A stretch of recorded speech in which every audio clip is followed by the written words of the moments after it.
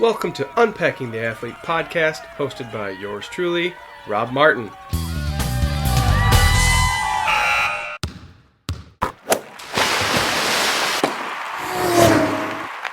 Welcome to Unpacking the Athlete, a podcast dedicated to diving deep into what makes athletes who they are. Today's guest, well, he's one tough hombre, to say the least, and we'll dig into that later. But first, he played college football, played professional arena football, coached football. He has been an MMA fighter and is currently a cyclist that loves mountain biking. I've been able to get to know him over the last few years. Our guest today is Brandon Munson. Welcome.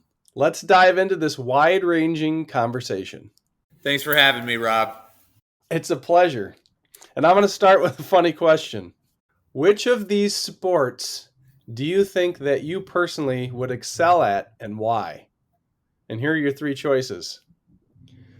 Tackle full court basketball where you can only tackle the person with the ball. 2, King of the Mountain mountain bike arena with football pads, and the goal is to destroy the other person's bike to eliminate them. Or battle lacrosse where pretty much anything goes. These all sound outstandingly fun. I think most fitting would be the King of the Mountain, not because I have many, if any, King of the Mountains at all, but I think putting on football pads and crashing bikes pretty much has been the story of my life. All right. I think it would be fun anyway. It's kind of like Crash'em Derby, right? I think we've got an idea here. 2 weeks after Iceman, before the weather gets too crummy. Let's try to set this up with everybody. Yeah, that's a good idea. I'm going to start a little different with you. And previous guests, I kind of go right into biking, but you've got a different past. So I think it makes a little more sense to stick with maybe a chronological order of events. So I'm going to start with high school, and maybe you can tell us what high school you went to and what sports you did while you were in high school. Was born in Saginaw, Michigan, Sag Nasty there, but had moved up in middle school years, right before middle school, to Petoskey. Graduated from Petoskey. I'll date myself here and show my age, but graduated in 99. That was pretty much the heyday for Petoskey sports. We had a lot of good programs across all of them, but I was involved with football, basketball, and I ran track. So I was during the heyday when we went to the Final Four a couple times in basketball and had two outstanding basketball players from that era who Trevor Hoffman kind of was the Cinderella story for Kent State. He was our point guard, and then our shooting guard was Johnny Flynn, who went on to set a bunch of Division II scoring records at Grand Valley State and they both played professional ball over in Europe, and actually Trevor in the NBA a little bit as well. That's pretty cool. I think I remember the name. It sounds familiar. Let's touch on football, and why don't you tell us what positions you played in football? High school, I played wide receiver, even though my team ran the ball about 99% of the time. I think I set the school record in high school. I feel like Uncle Rico from Napoleon Dynamite here talking about high school footballer Al Bundy. But I think I set the school record at the time with 14 catches in a season. And that was outstanding enough, I guess, to get recognized by colleges to warrant enough attention to go play college there. So I played Northern Michigan University, played wide receiver there, was pretty much out of my league maybe the first 2 years, just with kind of skill set, probably because not used to catching the ball very much. Things started to click my junior year, and we got a new coaching regime actually that came in for my senior year, and they threw the heck out of the ball. We passed probably 40, 50 times a game. For me, that was really fun. My claim to fame is that I was the slowest wide receiver in all of college football I would garner, but I had hands of golden fleece. Caught everything and then immediately fell down, which in college is not cool. That was for football. Yep. How about in basketball in high school? Let's go back and talk about what position you did play in basketball. I think for the position in basketball in high school, the whole entire team was anywhere from 5'11" to 6'3". So we didn't have positions per se, but because of the talent that was on the team with our guards, I was relegated to playing center. So I was a fantastically undersized center. And then once those two had graduated and I was the senior on the team, I switched on over to guard and couldn't dribble the ball very well, but I like to try to dunk every single time I could get the ball. And I had two career dunks, one at the very first game of my career and the one at the very last. So in between was a bunch of air balls and bank shot 3-pointers. Nice. That's awesome. Let's move to track and get a little bit about what you did in track in high school. I wanted to run as least as possible. So I always signed myself up. I did a lot of events in high school track. I think I did long jump, high jump, even tried to get in with the big guys and do the shot put, even though I was awful. But I ran the 100, 200, and all the accompanying relays with that. So the 4x1, 4x2, and then even every once in a while, when the coaches were mad at me, they made me do the 400 just to watch me throw up. So basically, like a normal high school kid, you were put in a bunch of different events for track, just like everybody else. Oh yeah, they wanted to run me ragged, so I was tired on the bus. As you can tell, I like to talk a lot and probably annoyed the heck out of them. So they wanted me sleeping on the way home. Let's go back to football, and I'd like you to talk about your first ever, when it was, where it was, your first ever football game, and take us through that experience. First ever football game? I didn't start playing tackle football until sixth grade. It was our middle school program. Honestly, all through middle school, I was completely undersized. I mean, one of my favorite things to do is kind of look at pictures with my family when we all get together and keep tabs on size and see like who my friends were by the time I graduated and how I stood up to their waist, almost all through middle school. I didn't hit a growth spurt until really my junior year of high school. So, man, I might have played like left out and sat on the sideline, all through middle school and football there. Okay. Definitely had buck teeth and freckles and red hair, so I didn't have that going for me. So I didn't have that going for me. So you got this to watch from the sideline is basically what you're saying. Yeah, probably eighth grade started to get a little bit faster. At least I wasn't so much like Bambi, sprawling all over the place. But I played running back a lot in those early years and ended up switching on over to receiver my junior year of high school. We had two pretty good running backs. And again, they just kind of convinced me to kind of take a position change because the other guys were a little bit older and thicker. And, I had a little bit more speed to be on the outside. Okay. And so basically you developed and got better through high school. And because of those 14 catches in that one game, I mean, the season, you got looked at by some colleges. Were there any other colleges that looked at you, or was it basically Northern? It was pretty much every school in the GLIAC around Michigan. So actually I was committed to Saginaw Valley initially. The morning I was going to make my official commit, the recruiting coach there, who I absolutely loved, called me to let me know that he was taking another position. And Northern's coach knew of that and immediately pounced on that opportunity to call me and said, I have 2 hours to make a decision on where I was going, if I wanted to come to Northern or not. For being 18 and coming to making a decision, a life-changing decision, probably the first genuinely huge decision of your life at that point, of where you're going to go to school, have your mindset, and have that kind of turn up on side of its head, and to have to remake a decision in 2 hours was traumatizing, to be honest. Ultimately, I went with Northern, and one of the best decisions I could have ever made. That's cool, actually. It's kind of a cool story. You had to do a little adversity there last second, make that decision. I like it. When you finished college, did you go on and do anything else after that with football, or was college kind of it? No, so I had the opportunity my senior year. I made all conference. We were talking about it a little bit earlier. I have a lot of funny not claims to fames, I guess, but there was 4 wide receivers that made first team all conference. 3 of them played in the NFL. I was the odd man out on that, solely due to my speed or lack thereof. I think I topped out at 4.68 in college, and I think that coach was a little twitchy on the stopwatch as is. It gave me the benefit of the doubt there.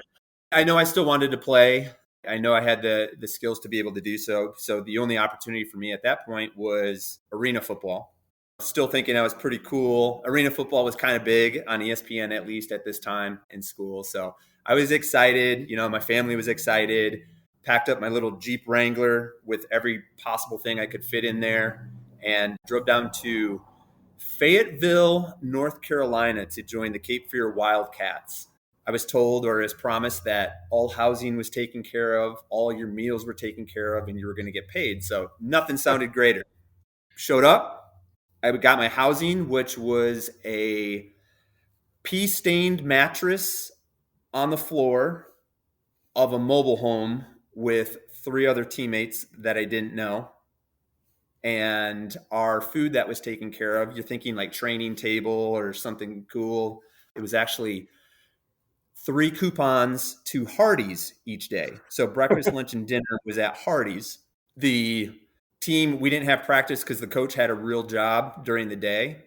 And we would have practice at 6:00 at night in the parking lot of the the trailer park.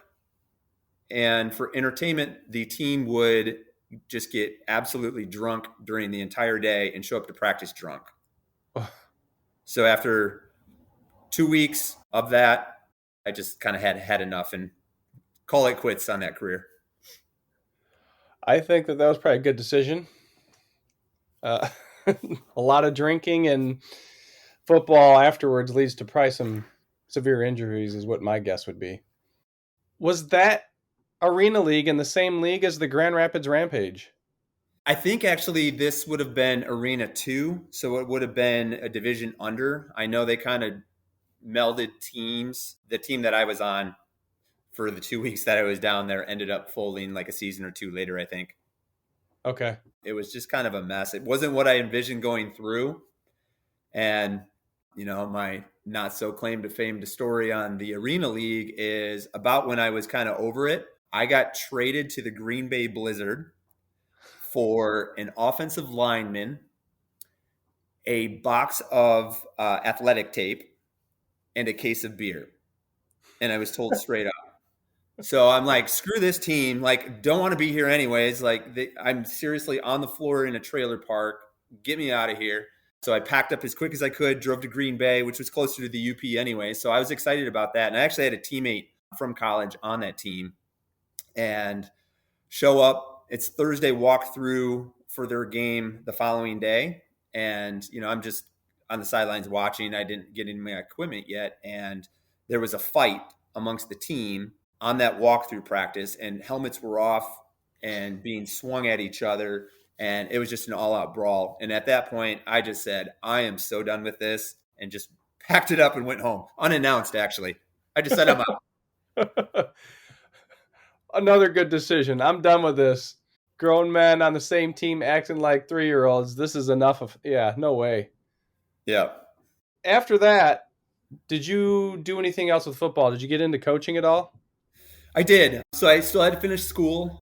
An opportunity arose for me probably a week or 2 before the season. Northern had lost their wide receivers coach. So they asked me to come back and be a grad assistant. Perfect opportunity for me to kind of still be involved with the team and the program. At that time, I really wanted to coach, or thought I wanted to coach. And what a great kind of resume builder.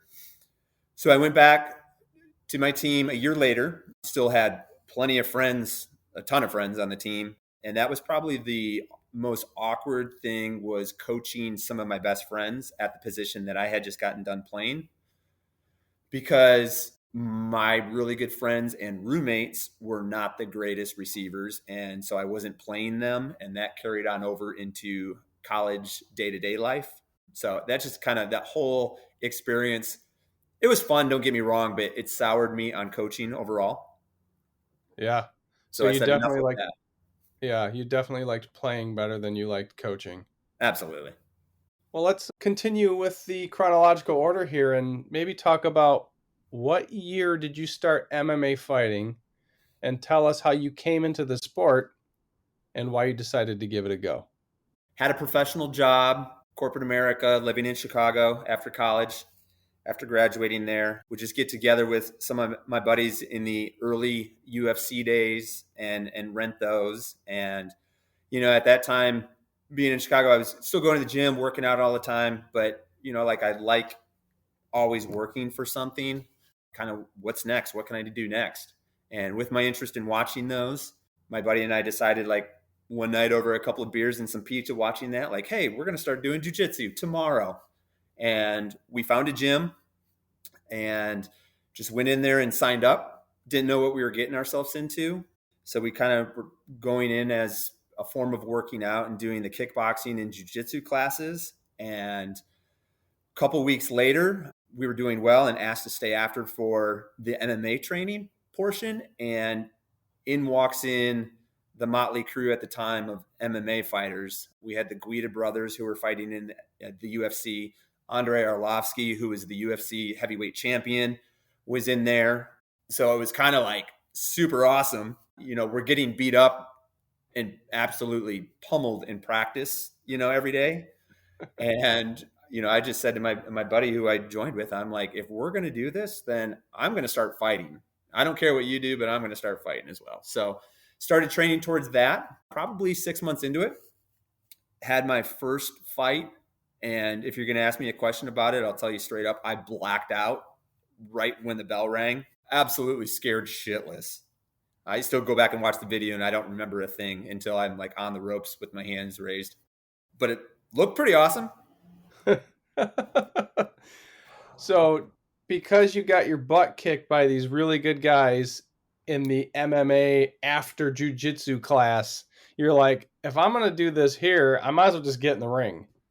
For Yeah, real. I figured if I'm, I was getting a lot of more bumps and bruises and nicks ups and these, optional workout classes.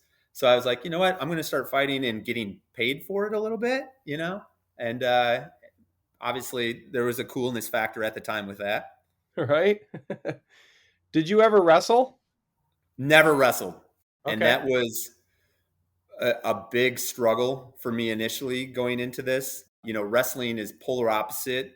And this is before people were cross training, right? You basically had one or two specialties. So jujitsu is almost opposite of wrestling as far as what you're trying to accomplish and technique to go. So like a wrestler would try to take me down and I would be, almost like a beetle wanting to get on my back. And that's not always the best way to go about things unless you really know how to submit people in the MMA world. So the other thing with wrestling is I had no experience with weight drops and trying to make weights for these fights. So I'd be walking around normally about 225 and I'd be fighting at 205 and no idea about how to really cut weight. So like I would be in my corporate job, full support. They thought it was the coolest thing ever. But I'd be wearing like trash bags and, like I heard of wrestlers like eating toothpaste, just so they can make weight. And then at lunchtime for my lunch break, I'd go to my local gym and sit in the sauna and just suffer. I wish I did have some of that know-how in wrestling, but from what I hear, it kind of lines up with what, those guys did anyways. Wow. Oh yeah, yeah. The cutting weight, that seems to be, I don't know, the most grueling part because I know I like to eat food, and I think most people do. So cutting food out, and I don't know, that just seems really hard to me. That's why you just limit it to like a 1 or 2 day window. And then you just Yeah. show up absolutely exhausted and depleted. So that first fight you were talking about, did you win that or did you lose that? I won that. I think I was a scared little bunny. The guy physically looked like an absolute monster. And it was a packed arena. I mean, some back in the day, you used to go to these MMA shows. They could either be like in a full-on arena, which this one was, and it was actually in Hammond, Indiana, which is kind of a sketchy area, sketchy individuals in the crowd. I just think I looked up and I saw like shadows of like yellow eyes from like the motor oil and all the pollution in the air, kind of in there. I would think I felt like I was fighting for my life in that first one. And then after that, I had a little bit more fun with it, got a little bit more confidence, almost too much so going into my very last fight of my career there. Maybe we'll touch on that in a second. Now that you've watched your first fight, you've watched it. Can you walk us through what you did and how you won that? Man, I think I tackled the guy immediately and just started pummeling away and just holding on for dear life. I think he went to the ground, might have been a wrestler and tried to do a takedown. And I think I just fell on top of him opportunistically in the greatest way, no skill involved. And I just started swinging for the fences and probably got about 30, 40 good blows in there. And next thing I know, I was being pulled off, and great feeling. Nice. That's awesome. What was your record by the end of your career? I finished up 8-2.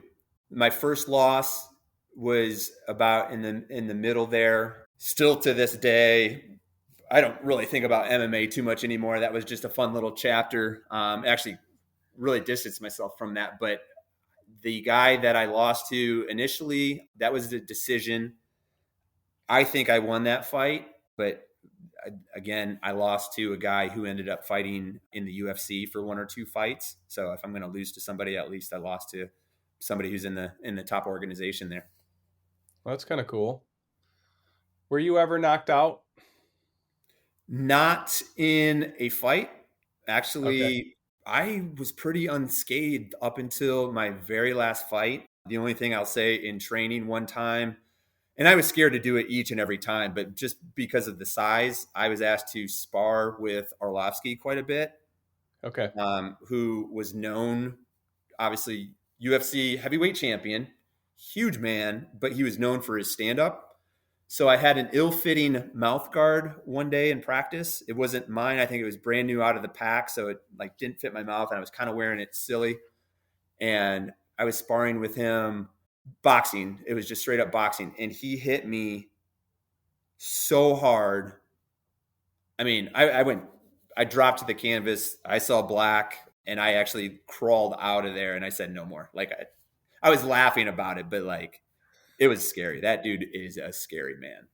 I believe that. So that's who you trained with the most, you think, him, or were there other guys that kind of made a pick? No, that was probably few and far between. Thank God for me. Okay. I'm still here to be able to talk about it. I don't know if I would be, but we just kind of rotated partners quite a bit, on size constraints. Fortunately, at my weight class in our gym, I kind of was towards the top as far as skill level. So I didn't have too many issues. I don't know that helped me, in fights all the time because, I wasn't trained in all the aspects, but we also had a rotating door of UFC athletes coming in. I had the opportunity to roll with Vladimir Matyshenko, who fought in the UFC plenty of times. So had a good group of competition constantly coming through the doors. What was your hardest fight? Probably physically my last one, even though it is a absolute joke. So talk about it. Okay. Let's hear it. This is a pretty fun story.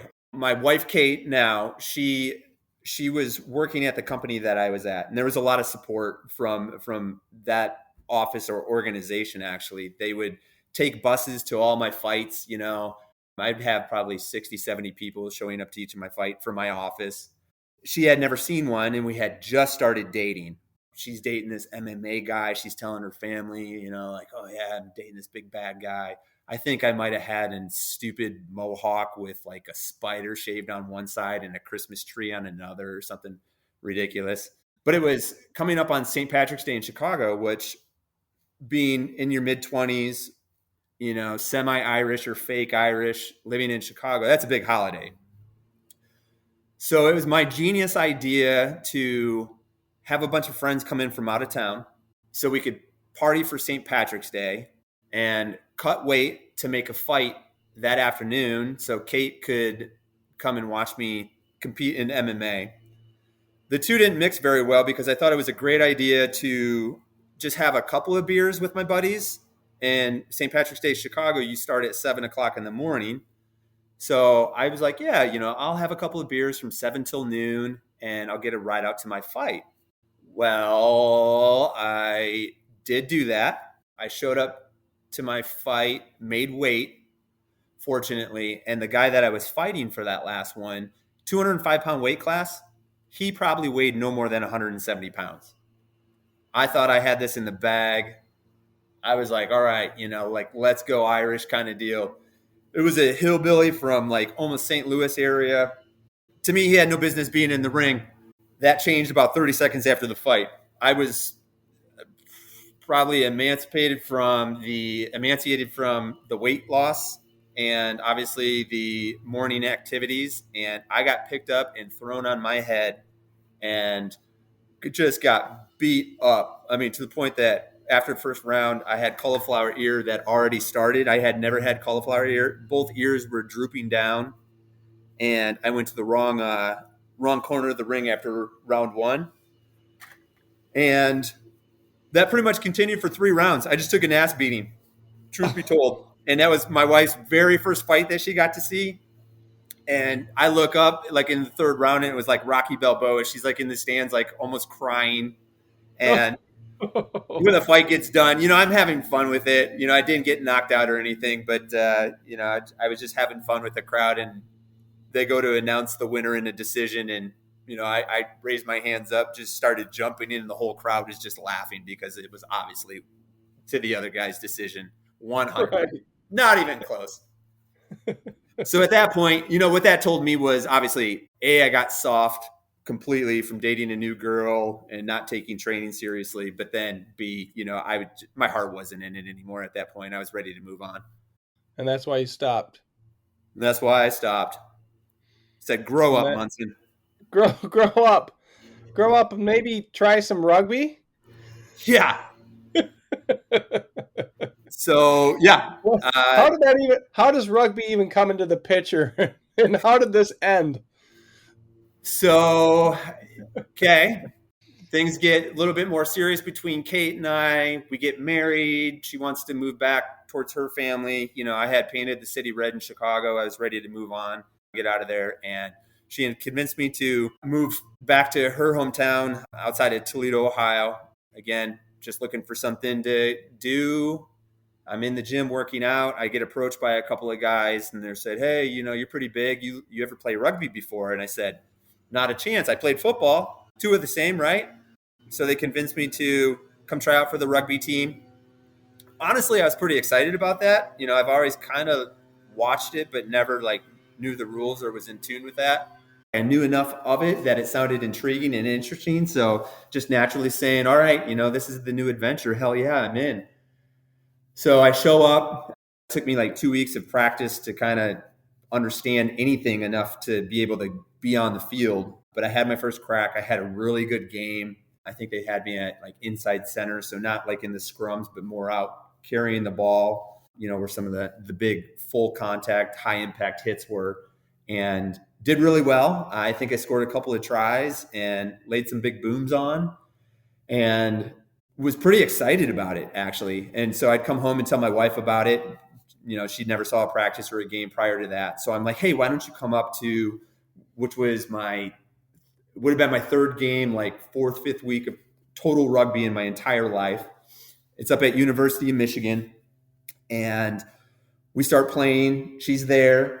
I had introduced her to some of the rugby, wives and ladies, and they're trying to teach her the game.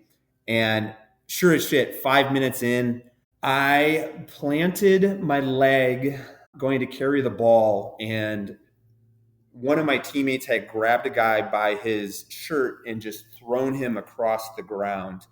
And this guy's, I still see it to this day. This guy's tumbling across the ground, and my leg was planted, and his heel had come and hit me perfectly just below my kneecap.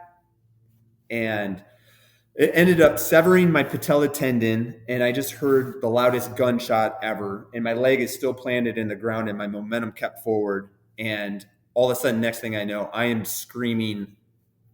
I even hear myself screaming, and it was the worst scream ever. And I looked down and I saw what would look like at the time, my kneecap looked like a deer hoof, like the two little toes. Oh, And I had a huge pain in my butt. And I was like reaching down and I was feeling like this really hard, I didn't even know what it was, like a cap or something. And that ended up being my kneecap. It was all the way up into my butt cheek. It was so bad, the guys on the field started puking. There was 2 or 3 that were just immediately like puking from the sight of it. They were screaming for my wife to get her car. So she actually drove our vehicle onto the field.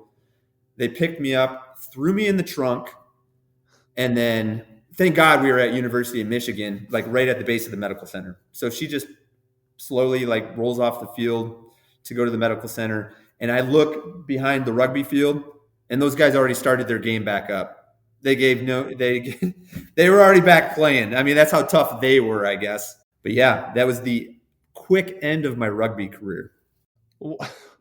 that's just an insane story right there.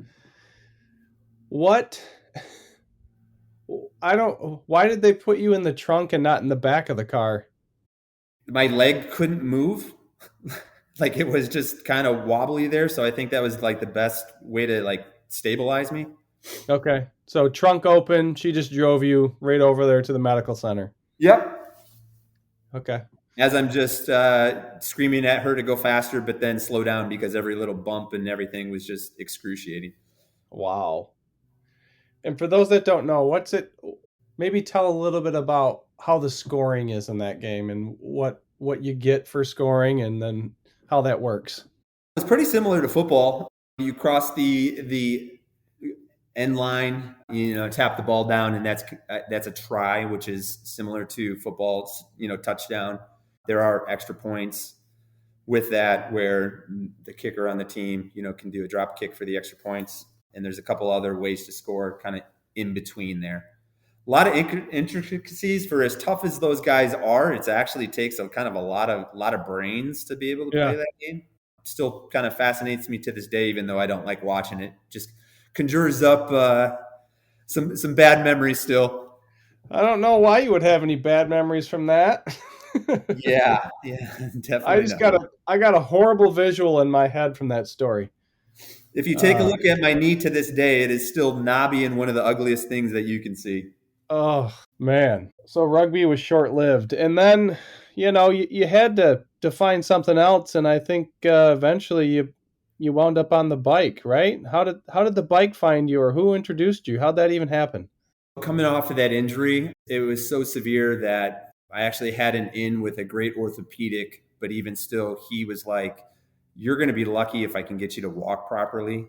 You're probably not going to ever run or do anything athletic again. So that was a long road to recovery. I mean, it took years actually. So I was still able to go to the gym and be a meathead and lift all my weights, and still try to look good for spring breaks and whatnot.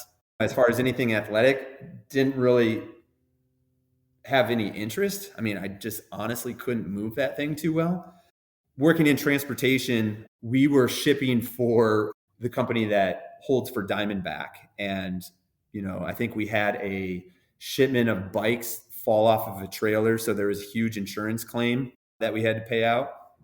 So we ended up getting to keep all these bikes that were in there. So there was one that, had fit me and I called dibs on it. It was probably like a 50-pound Diamondback mountain bike, but I got onto it. And actually, there's not a lot of trails around Toledo, Ohio by any means, but just being able to get outside and do something active that didn't necessarily hurt. And I actually think it helped in my recovery with it being able to kind of move my knee around, non-impact and, just natural progression. Again, if I'm riding, I'm going to train. If I'm going to train, might as well race. So that's how we started. That's crazy that because of a shipment malfunction, you got on the bike. Absolutely. And that probably made your knee better.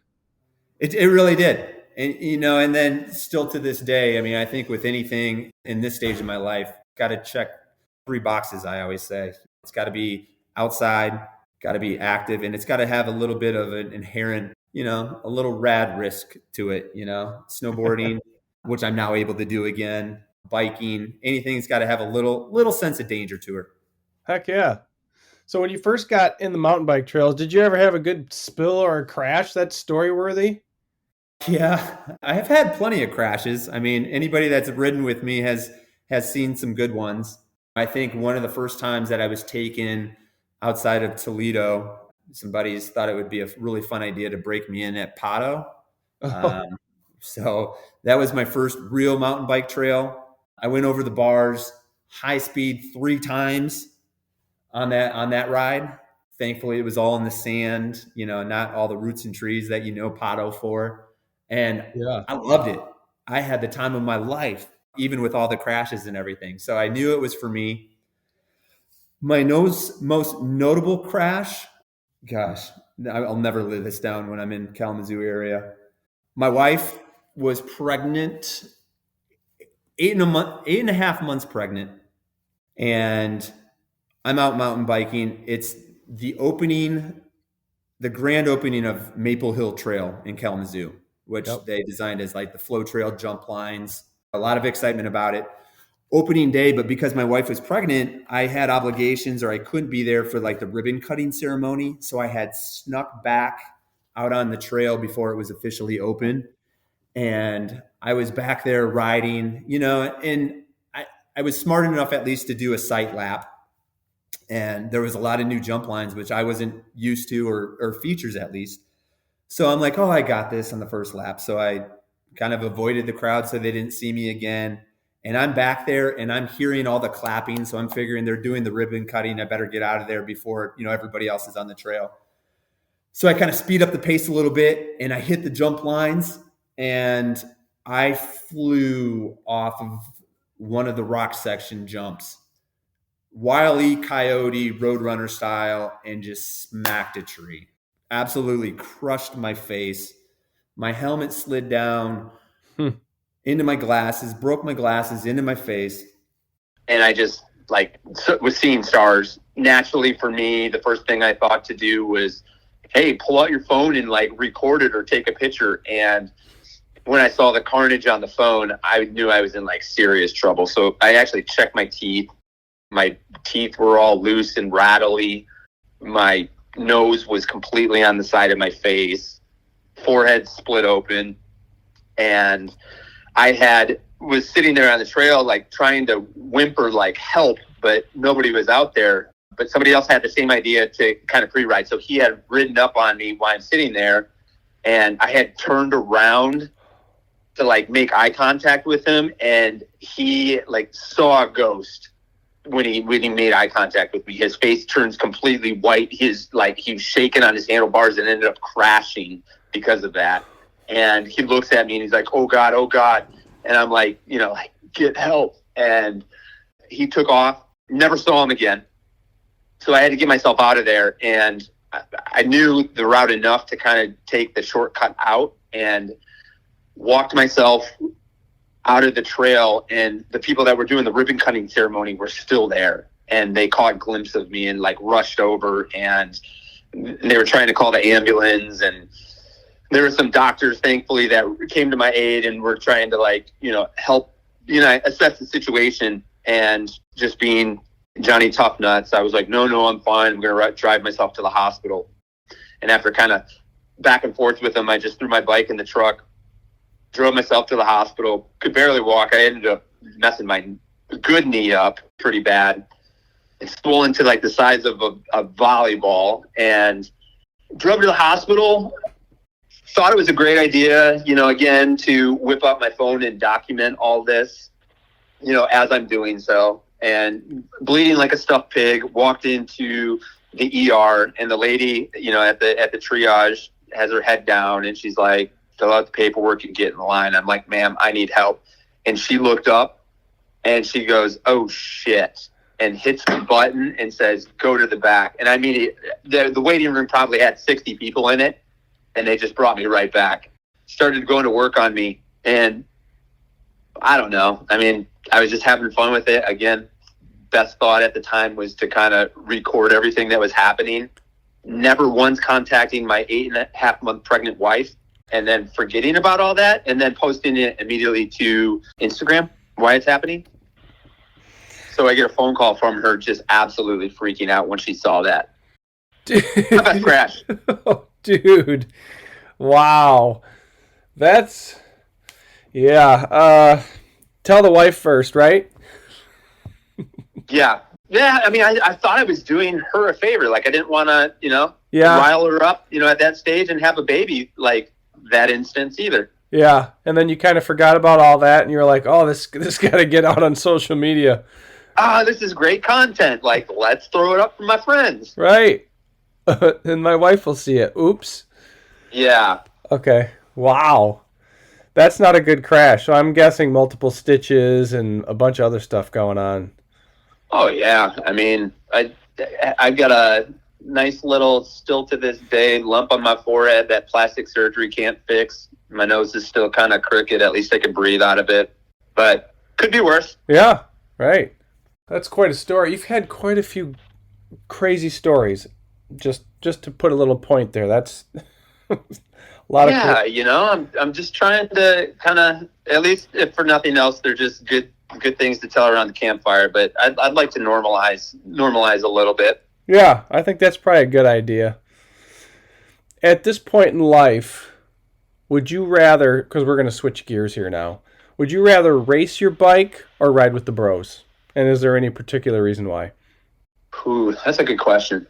Honestly, I probably am going to say ride with the bros over the course of any type of endeavor. Like, I wanted to always do something and then naturally progress into training to compete, realizing that I am a middle-aged athlete who's probably taken it only so far. I'm experiencing or wanting to experience the fun factor a lot more. I think riding with friends, having stories to tell, and just kind of making an adventure is much more appealing. Yeah. Later in life, I'm going to have to agree with you on that for sure, as that's kind of what brings me a little more joy, I think, at this time rather than racing. Thinking back to your youth, like before high school, did you do any other sports or activities other than the ones that you did in high school that you think may have translated into a better you on the bike? No, because I think I did silly stuff like elementary school floor hockey, which was actually a real thing.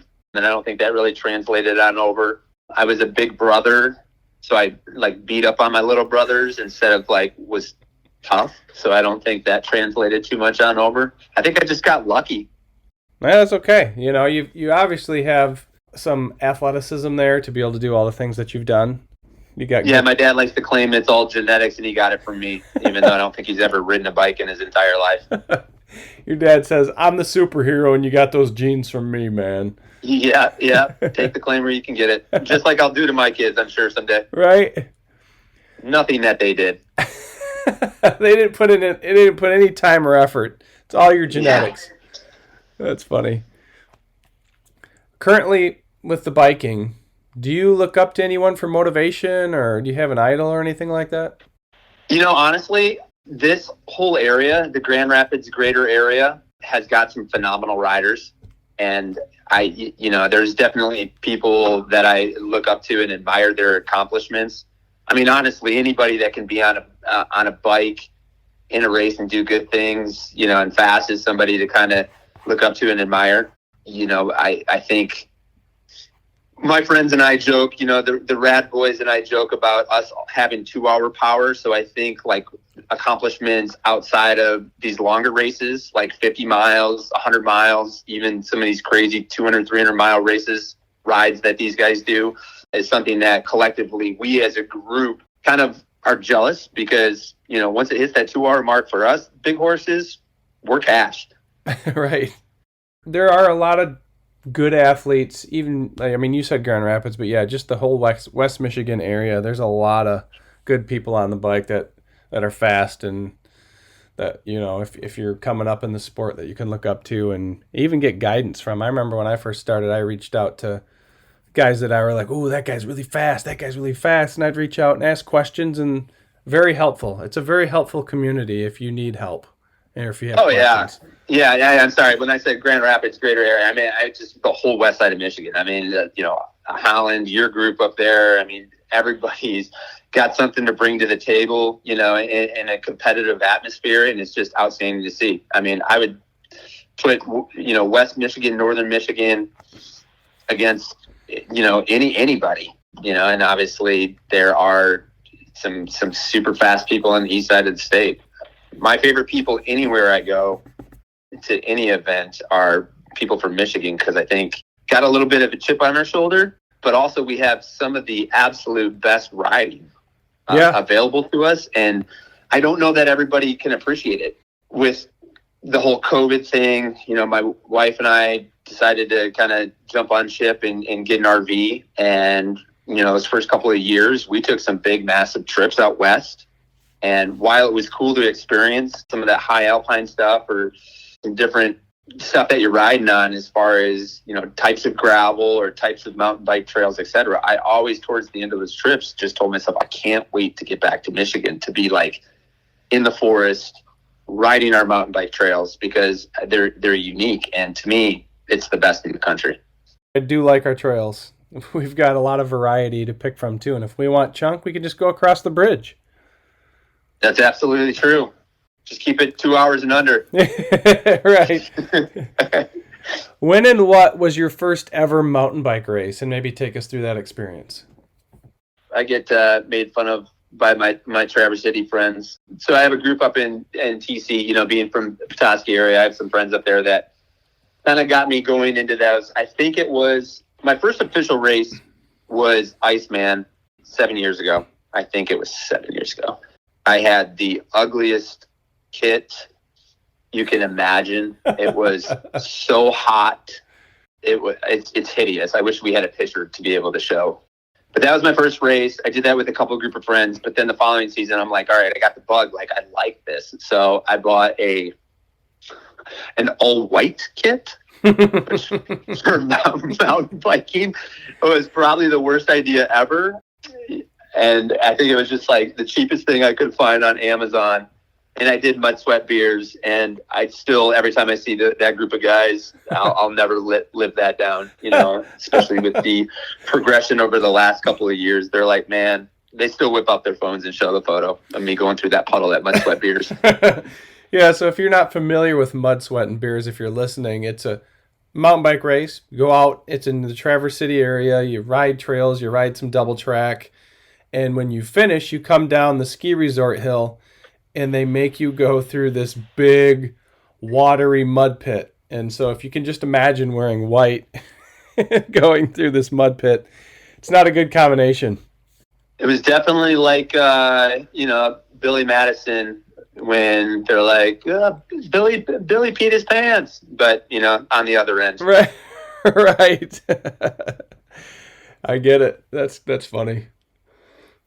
Let's think back to your whole athletic endeavor, all your endeavors, and think about your most memorable race, game, or fight, and walk us through the details of that moment.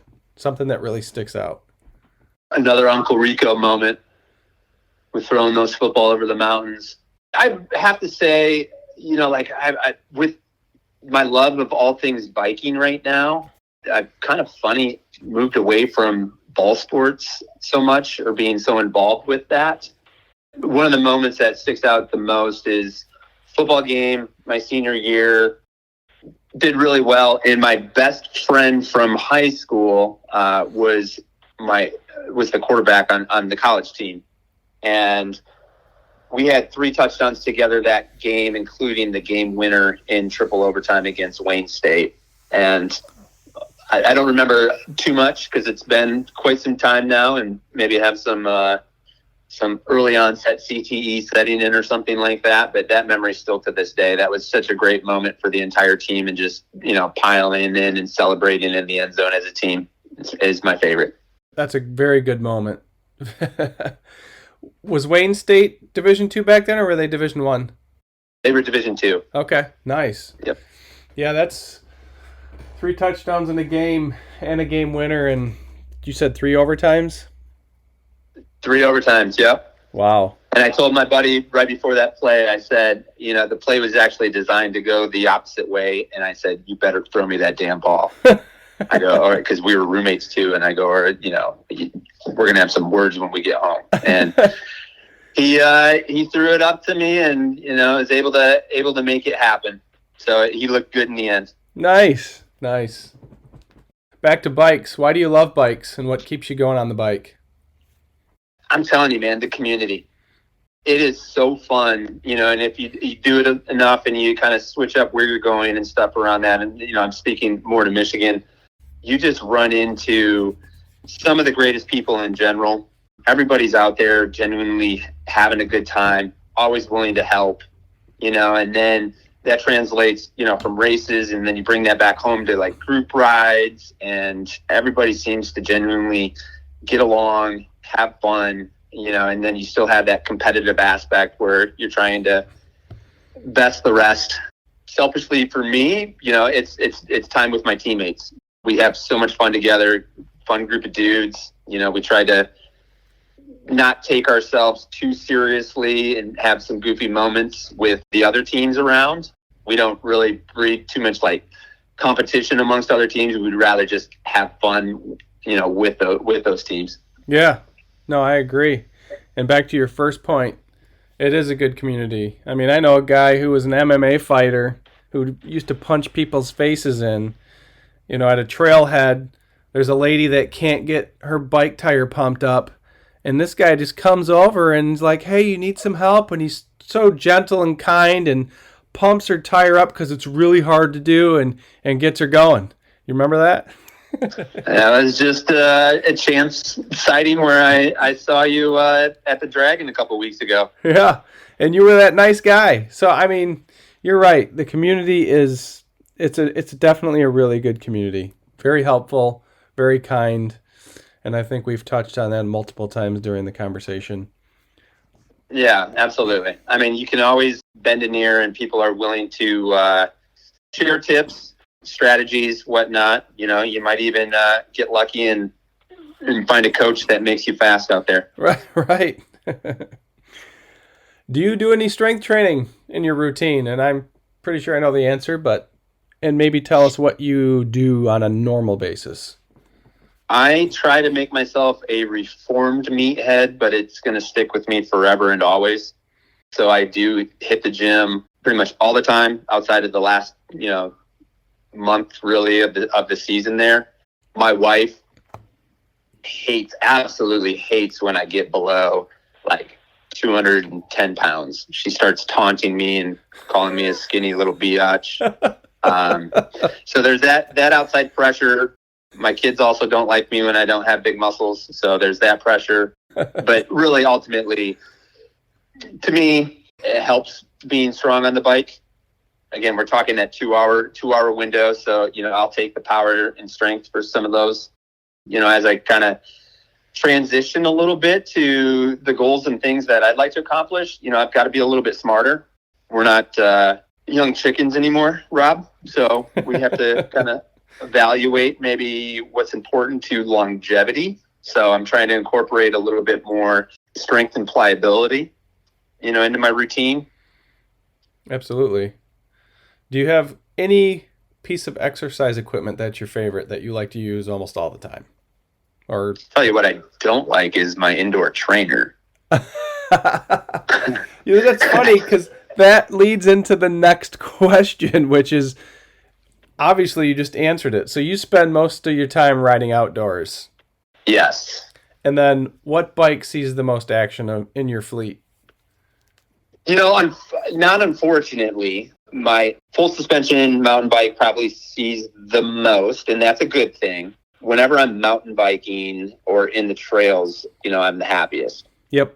Much like, the gravel scene's blown up. I do love being out on the gravel versus the roads. I think that's kind of soothing. It kind of gives you the in-between a little bit. You can get still a little rowdy on that terrain. But I tell you, the rad team was kind of centered around our love of fat biking in the winter.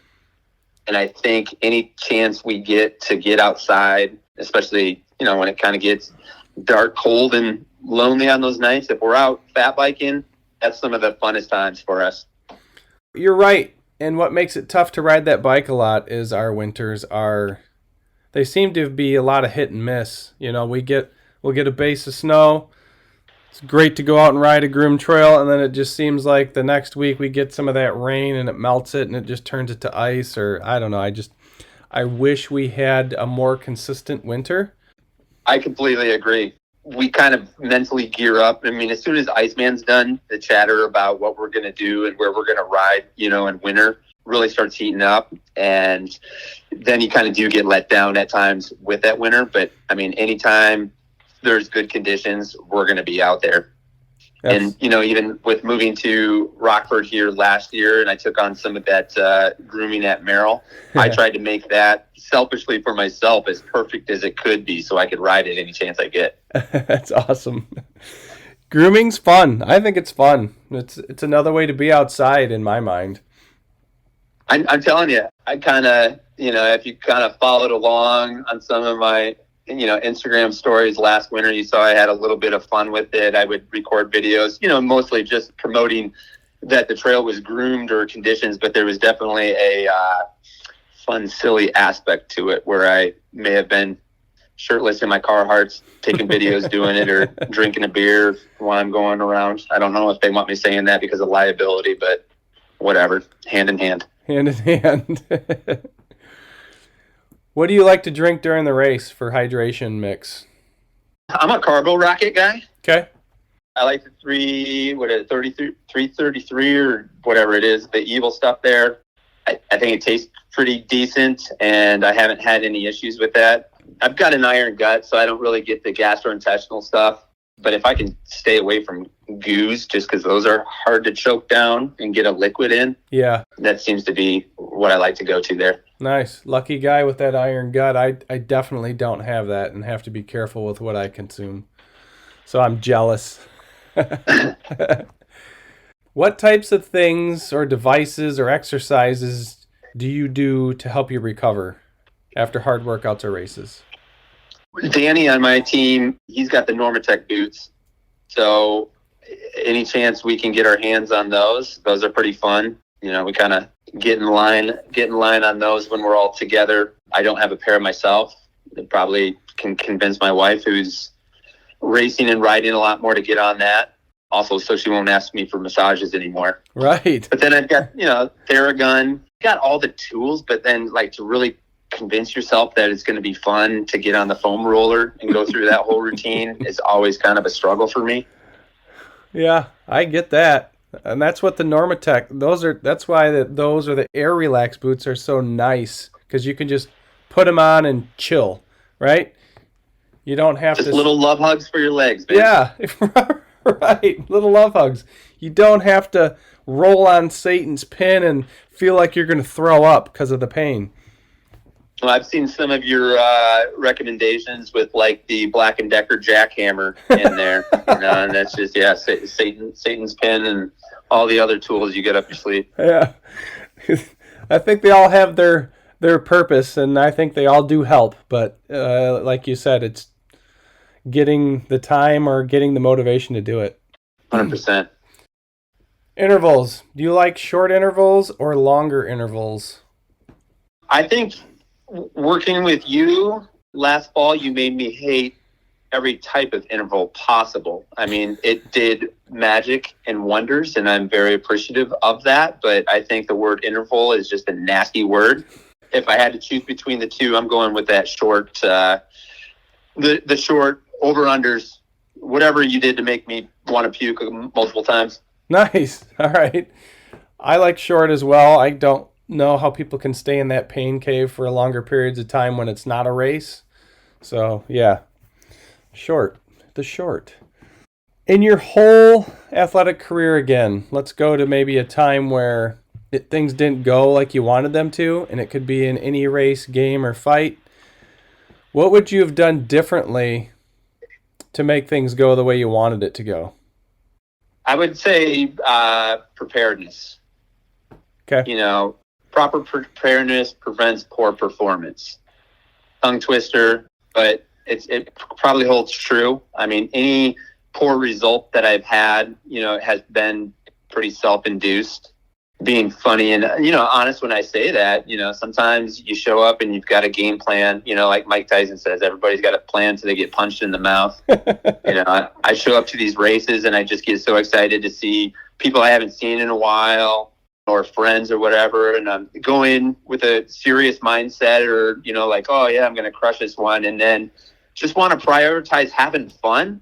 So you end up just sitting around with your buddies and get caught up in the moment and have a beer, maybe two too many, and then race day's the next, and you end up paying for it. Yeah. Case in point, Peak to Peak 2 weeks ago or last week or whatever it was.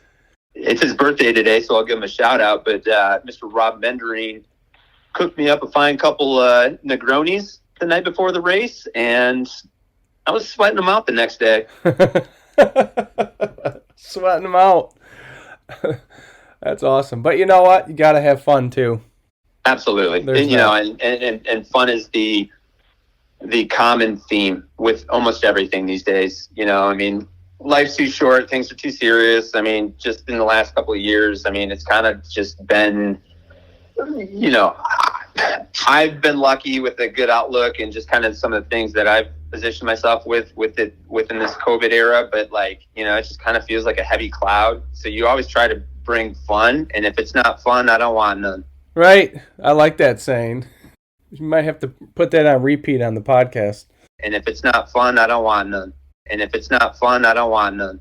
Make a t-shirt with you're in my face on it. There we go. Crooked nose and all for me. What events do you have on your calendar yet for this year? And maybe explain a little bit about what they are and where they are. We're obviously to the end of the season. I think everybody's Super Bowl, a.k.a. the Catalina wine mixer, is coming up here next week with Iceman. That tends to be the end of the season. I don't think there will be any fat bike races from November until January that I'm aware of. So that'll pretty much close it out. Got a couple fun events, afterwards just for casual pace. Bender on my team, his TNR crew, has a scavenger hunt, which I'll be going to. And then Matt Ackert leads a cranberry ride the night before Thanksgiving, which is always a hoot, with the GR folk.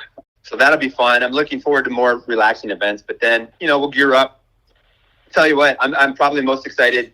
Quick off of this, there's a new event Chad Mills has put on. Last year was the first year. The Snow Angel Fat Bike Race. Yeah. At St. Ives was an absolute hoot. I mean, it's a golf course. It was perfectly groomed. Ton of climbing, but I'm telling you, for a first year event, what a first class post race. Okay. I mean, these guys live on a golf course year round. The community does, so they don't see much action. They were out there with tables on the backside of their house, handing out candy, cookies, like meatloaf. They were just so excited to see people, and the community aspect on that. And then he finished the race, and you're kind of just at this giant party. And I expect that it's going to grow exponentially this year. So if you're into fat biking, I would check that one out because that's going to be a riot. You heard it here first. Check that one out if you like fat biking. If you were to give advice to younger athletes, what would it be? Have fun. Don't take yourself too serious.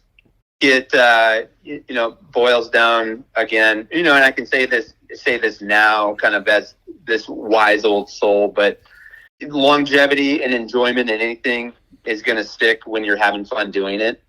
Don't burn yourself out, and just stay in it for the long haul. I think it's good, solid advice, and I think the theme for most of these is the fun factor. You got to have fun. Poke fun at yourself. Be goofy. Be silly. Absolutely. Be a Fruit Loop in a bowl full of Cheerios is what I always tell my kids. That's funny. That's a good one for sure. I'm going to use that. So maybe that one should be on a shirt too. I've got so much merchandise to roll out here for you. Yeah. If you could spend 1 week training with another athlete, who would it be and why? Man, that is a good one. I'm taking the guys on my team. Brian Doctor, Brandon Bender, and Danny Carpenter. Only for the sole fact that we get a lot of jokes that come out of our rides together that kind of stand the test of time. I think our group chat now is just a continual regurgitation of things that have popped up on our rides together. We always have fun being the common theme. Pretty damn fun time together. I think you can tell that when you hang around us. I mean, we're always kind of collaborative on uniforms or outfits being funny, but then we'll throw on a silly mustache for a race or pink sunglasses all together just to keep things light and the mood light. I like it. So with all that lightness, maybe you guys should go try a cyclocross race. I tried. I'm a huge fan of the cyclocross. I mean, first of all, you show up to a race for 45 to 60 minutes, whatever it is. I run hot anyways on my heart rate, but it's 185 to 200 for the entire freaking race. So I've done a couple, and I did convince them last year to do one, and we had a riot. We lived it up. We for the earlier races, we did the hand ups and got the kids involved. I mean, I had my kids when they were 3 and 4 doing beer hand ups, to the fans, and I didn't care. They thought it was hilarious, and throwing Twizzlers and beers. That's awesome. So there you go. Maybe you should put one of those on the calendar for this year because there's a few of those left. Yeah, those are mentally hard to gear up for because it's just going to be a punch in the gut regardless. It sure is. It's all out sufferfest. As hard as you can go, man. Nonstop. Is there anything else you'd like to say before we sign off? I'll give you a little plug. We didn't have time, just with time constraints and schedules this year. Kind of as we get older, we get a little bit busier with kids' obligations. But for those that are listening that didn't know, I worked with Rob last year to try to see, what we could untap. I think we put in a solid 2-month block together. And in that time, I never had a structured plan. I would just go out and ride. And probably much to my demise early in cycling when I was trying to take it seriously, I was under the mindset you just go hard all the time and there was no chill. You allowed me to chill a little bit, but then, put in some focused efforts. And we obviously saw kind of the benefits of that, towards the end of the season last year with some good results in a couple of these gravel races. I was able to take a flyer in a gravel race and do some things that I wouldn't have thought were imaginable at the time. And then I had pretty good results at peak to peak. You got me, up and geared up for the expert division for my first race last year. And, I was able to hang mid-pack, which is phenomenal considering the competition that was involved there. And then had a great showing at Iceman with a good result there. Happy that I didn't have to suffer so much this year, but kind of, bummed out that it was a missed opportunity, especially with the old Catalina wine mixer coming up again next week. Right. Well, I appreciate the shout out, but again, it comes down to the athlete too. So you put in the work to get there and see the benefits too. So I appreciate you working hard. Where can people find you on the internet if they want to connect with you? We got a team page on Instagram, We Get Rad, where we try to post up some content. There we try to be a little bit more sponsor friendly, so you won't get all the goofiness involved there. Try to keep it clean and good for our sponsors. But if you want to get down on some funny stuff or follow along, with the goofiness, Instagram handle is Money, M-U-N-Y, Munson. You might get some goodies out of there. I'm always breaking a seat post or doing something stupid. So follow Money Munson on the Instagram, man. Connect with him there. Brandon, this has been a great conversation that has been amazing and at the same time has allowed me to get to know you a little better in your past. I know our paths will cross again and hopefully sooner than later. Stay healthy and stay on the bike. I'm glad you were able to come on and carve out the time today to tell your story. Yeah, man. Thanks for having me, and good luck to everybody here with finishing up their seasons, and having fun. Looking forward to crossing those finish lines and having some beers with everyone. Crush the Iceman. Yeah.